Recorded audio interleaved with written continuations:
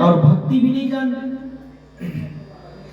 उसीलिए उन्होंने सोचा कि जब किसी बंधु के घर में भगवान की कथा होगी तो अपने बंधु बंधुओं को एकत्रित करेगा और उसके घर में बैठ करके भगवान की कथा श्रवण करेगा, तो उसके पाप दूर होंगे, उसका कल्याण होगा।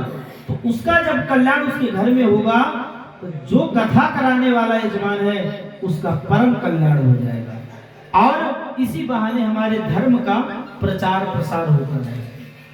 इसलिए उन्होंने कहा कि बंधु बंधुओं को एकत्रित कर भगवान श्री सत्यनारायण की कथा करने मात्र से मनुष्य के सारे पाप दूर हो जाएंगे। भगवान की कथा श्रवण करने के एक दिन पहले भगवान का व्रत रखें, सूर्योदय से पहले ब्रह्म मुहूर्त में उठ करके भगवान के वास्तविक स्वरूप का भगवान का ध्यान करें अपने शैया में ही।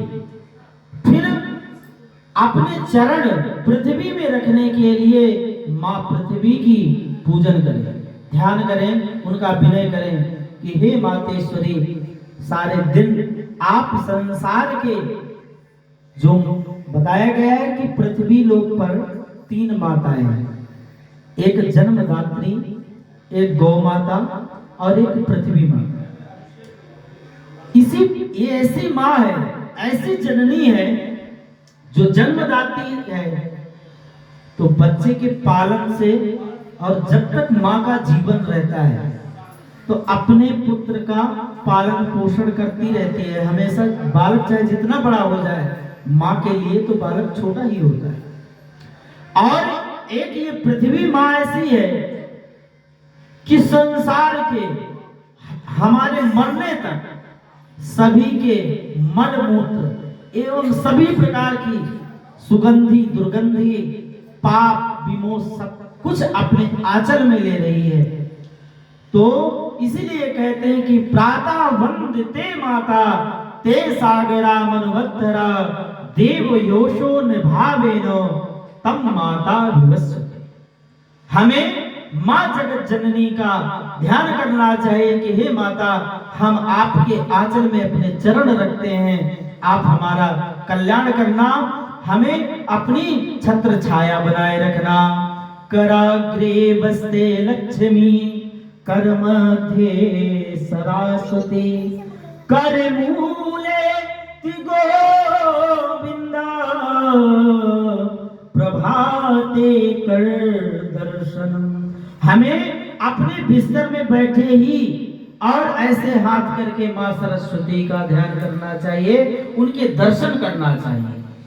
फिर अपने चरण को आप पृथ्वी में रख करके फिर भगवान श्री सत्यनारायण का स्मरण करना चाहिए। ये व्रत रहने के नियम है।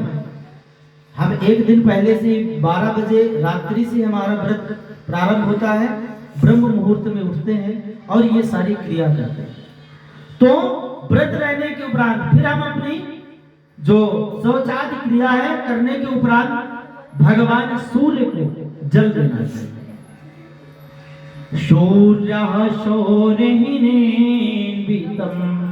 सवदात्मनं अखिलेश्वरः तद्गातं सूर्यदेवस्य प्रणमामि शमिवासितम्। भगवान सूर्य नारायण को जल दें एवं फिर अपने माता पिता से आशीर्वाद लें और उनसे विनय करें कि हे मातेश्वरी, इस हमारे व्रत को पूर्ण करें एवं हमारा कल्याण करें। अपने माता पिता से आशीर्वाद स्वरूप लेकर के फिर भगवान श्री के कथा का वादन करना चाहिए। इस प्रकार से बतलाया कि मनुष्य जो है अपनी नित्य